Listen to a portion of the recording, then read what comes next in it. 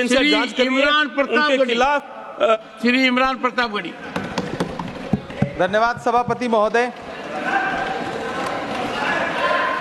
आपने मुझे आम बजट पर बोलने का मौका दिया। इमरान प्रतापगढ़ी। धन्यवाद सभापति महोदय। 83 मिनट 71 बार थपथपाई गई मेज, 14,417 शब्दों का बजट भाषण और उस बजट में अपने लिए राहत तलाशती मिडिल क्लास की हैरतजदा आंखें। सभापति महोदय, मेरे हाथों में जो दस्तावेज है, दरअसल ये देश के किसानों, गरीबों, मजदूरों की उम्मीदों का स्मारक है। ऐसा लग रहा है जैसे वित्त मंत्री महोदया ने बजट नहीं तैयार किया है, बल्कि प्रधानमंत्री जी की मन की बात का संकलन तैयार किया है। टूटा हुआ लश्कर का भरम देख रहे हैं, टूटा हुआ लश्कर का भरम देख रहे हैं और जिल्ले इलाही के करम देख रहे हैं। ताकत का नशा अक्ल पे हावी है तुम्हारी, तुम देख न पाओगे जो हम देख रहे हैं। वित्त मंत्री महोदया ने इस बजट में महंगाई पर सिर्फ 10 शब्द बोला है। जिस देश में टमाटर 100 रुपए किलो बिक रहा हो, सभापति महोदय मेरा टाइम पॉज करें और बार बार इंटरप्ट करने को या तो मना करें। हाँ बोले, कृपया बोले। सभापति महोदय, वित्त मंत्री महोदया ने इस बजट में महंगाई पर सिर्फ 10 शब्द बोले हैं। जिस देश में टमाटर 100 रुपए किलो बिक रहा हो, उस देश की वित्त मंत्री के पास बजट में महंगाई पर बोलने के लिए सिर्फ 10 शब्द है। डीजल, पेट्रोल, आटा, चावल, दाल, सब्जी की महंगाई का तो कोई जिक्र ही नहीं। सावन चल रहा है तो प्याज और लहसुन का दाम पूछना तो शायद पाप होगा। मैंने तो यह भी सुना है कि वित्त मंत्री जी जो चीज खुद नहीं खाती हैं, उसके दाम से उनका कोई लेना देना नहीं होता। लेकिन इस बार बजट पेश करने के लिए पार्लियामेंट आने से पहले वित्त मंत्री जी ने दही और चीनी खाई थी। अब तो उनसे यह पूछा जा ही सकता है कि उन्हें दही, दूध और चीनी का रेट तो इन दिनों पता ही होगा। क्या उसे सस्ता करवाएंगी या नहीं सस्ता करवाएंगी? अगर पता है तो कृपया सस्ता करवाइए, क्योंकि इसी चीनी ने अमेठी में एक मंत्री महोदया का राजनीतिक कैरियर कड़वा कर दिया। सभापति महोदय, अपने शीश महलों में बैठे हुए सरकार के सांसद और मंत्री कह रहे हैं कि महंगाई कम हो रही है। संसद की कैंटीन से बाहर निकल करके एक चाय का कप खरीदिए, तब समझ में आएगा कि महंगाई कम हो रही है या बढ़ रही है। किसी एक दिन अपनी किसी मजदूर की तरह अपनी दिन भर की दिहाड़ी लेकर के बाजार जाइए और अपने बच्चों के लिए राशन खरीदिए, तब पता चलेगा कि महंगाई कम हो रही है या नहीं हो रही है।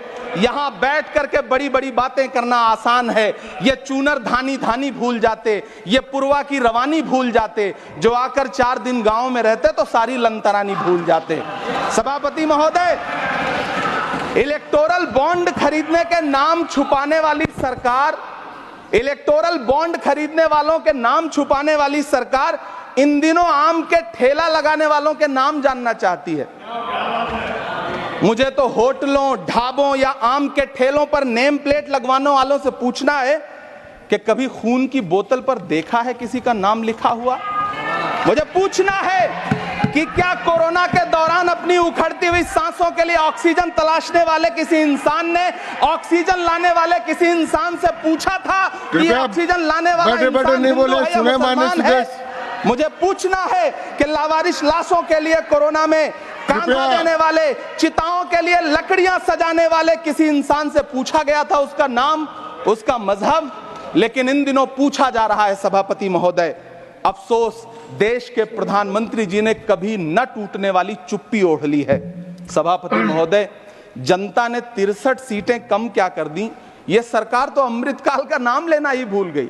ये भूल गई है अमृतकाल को, ये भूल गई है मनरेगा को, ये भूल गई है मौलाना आजाद नेशनल फेलोशिप को, ये भूल गई है मणिपुर को, ये भूल गई है महाराष्ट्र को।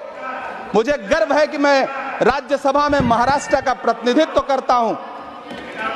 महाराष्ट्र जो देश की आर्थिक राजधानी है, जो टोटल कॉर्पोरेट कॉर्पोरेट टैक्स का 40%, इनकम टैक्स का 32% और जीएसटी का 20% इस देश को देता है, उस महाराष्ट्र के लिए इस बजट में एक शब्द नहीं है। आप बैठ जाए। सभापति महोदय, आखिर महाराष्ट्र से किस बात का बदला लिया जा रहा है? महाराष्ट्र ने लोकसभा चुनाव में बाबा साहब अम्बेडकर के संविधान को बचाने के लिए वोट क्या कर दिया?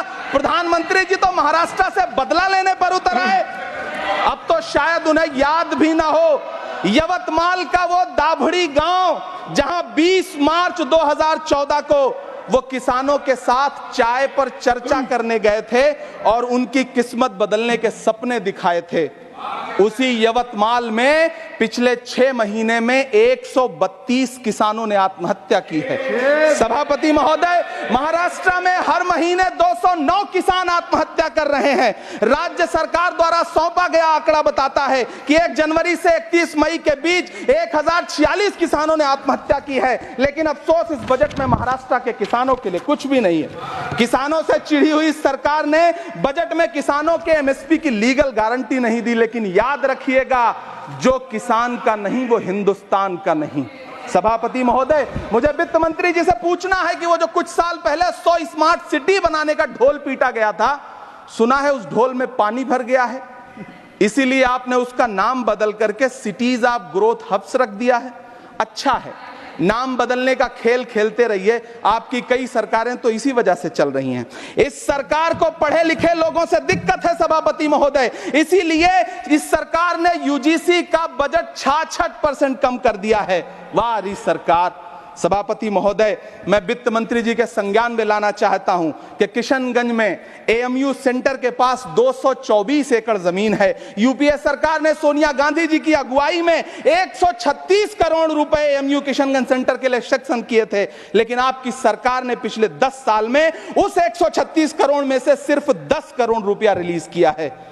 1.5 करोड़ की आबादी वाला सीमांचल बेहतर शिक्षा के लिए उस सेंटर की बाट जोह रहा है। मेरा आपसे सवाल है कि इस सेंटर का बाकी पैसा आप कब रिलीज करेंगे? मुझे उम्मीद है वित्त मंत्री महोदया जवाब जरूर देंगी। सीमांचल उसी बिहार में आता है जिसकी बैसाखी के सहारे आपकी सरकार चल रही है। वहां के लोगों को एम्स की जरूरत है। महानंदा और कोसी से होने वाली बाढ़ की तबाही को रोकने के लिए बांध बनाइए, सीमांचल के साथ सौतेला व्यवहार बंद करिए।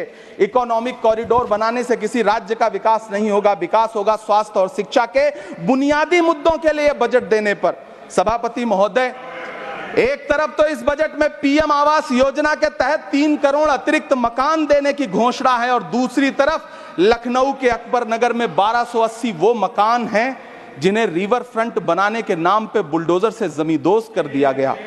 सभापति महोदय, लोग चीखते रहे, बच्चे बिलखते रहे, वसुधैव कुटुंबकम का नारा लगाने वाली सरकार इंसानों के घरौंदे उजाड़ कर जश्न मना रही है। सभापति महोदय, मेरा बहुत भावुकता के साथ देश के प्रधानमंत्री से सवाल है कि इन उजड़ते हुए मकानों और बेघर होते हुए घरों को देख करके आपको नींद कैसे आती है, आप सो कैसे पाते हैं? मेरा सवाल है इस देश के प्रधानमंत्री से, या तो लोगों के घरौंदे उजाड़ना बंद करिए या फिर करोड़ों मकान बनाने की झूठी घोषणाएं करना बंद करिए।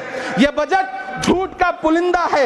यह बजट आपके पिछले साल के बजट का कट कॉपी पेस्ट है। यह बजट हमारे चुनावी घोषणा पत्र की नकल करने की एक बेईमान कोशिश है। लेकिन कहावत है ना कि नकल के लिए भी अकल चाहिए। मेरे हाथ में एक तरफ न्याय पत्र है जो हमारा है और दूसरी तरफ अन्याय पत्र है जो आपका है। इस सरकार को आलोचना सुनने की आदत नहीं है सभापति महोदय। जब आप इनसे सवाल पूछिए तो ये शांत रहिए, आप बताइए 70 साल में आपने क्या किया है। मैं तो इस सदन में कहना चाहता हूं सभापति महोदय कि हमसे 70 साल का हिसाब मांगने वालों, जो सरकार अपना चलाया हुआ 2000 का नोट 7 साल नहीं चला सकी, वो हमसे 70 साल का हिसाब मांगती है। सभापति महोदय, मैं अंत में आपसे यह कहना चाहता हूं, यह बजट बैसाखी पर टिकी हुई सरकार का कुर्सी बचाओ बजट है। इस बजट में राज्यों के साथ, किसानों के साथ, नौजवानों के साथ, महिलाओं के साथ, देश के मिडिल क्लास के साथ अन्याय किया गया है और इस अन्याय का खामियाजा आपको महाराष्ट्र, हरियाणा और झारखंड के चुनाव में भुगतना पड़ेगा।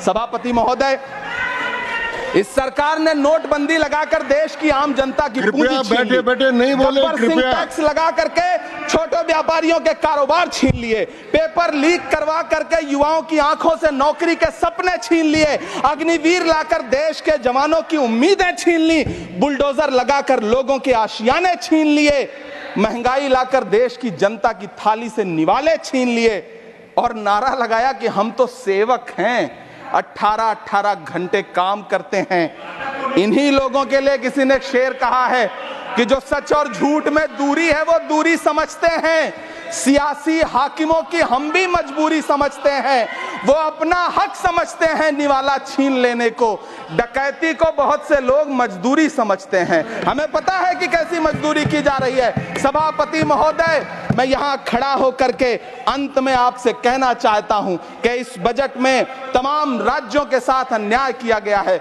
इस बजट में युवाओं के साथ अन्याय किया गया है, महिलाओं के साथ अन्याय किया गया है और खास तौर से महाराष्ट्र के लिए कुछ नहीं रखा गया है। महाराष्ट्र बाढ़ से जूझ रहा है, पानी बरसने से वहां 1500 से ज्यादा लोग मारे गए हैं। उस शहर को, उस राज्य को 4000 करोड़ के पैकेज की जरूरत है ताकि जो फसलें बर्बाद हुई हैं लोगों को राहत दी जा सकी। लेकिन अफसोस इस बजट में महाराष्ट्र के लिए ऐसा कुछ भी नहीं है।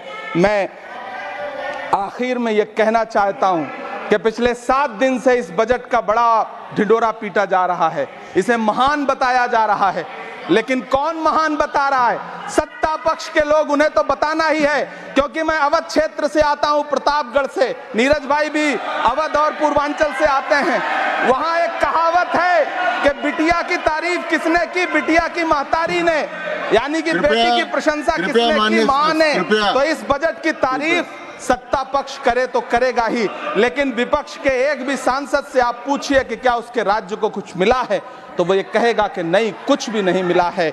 बहुत बहुत धन्यवाद सभापति महोदय, मुझे आम बजट पर अपनी राय रखने के लिए। धन्यवाद।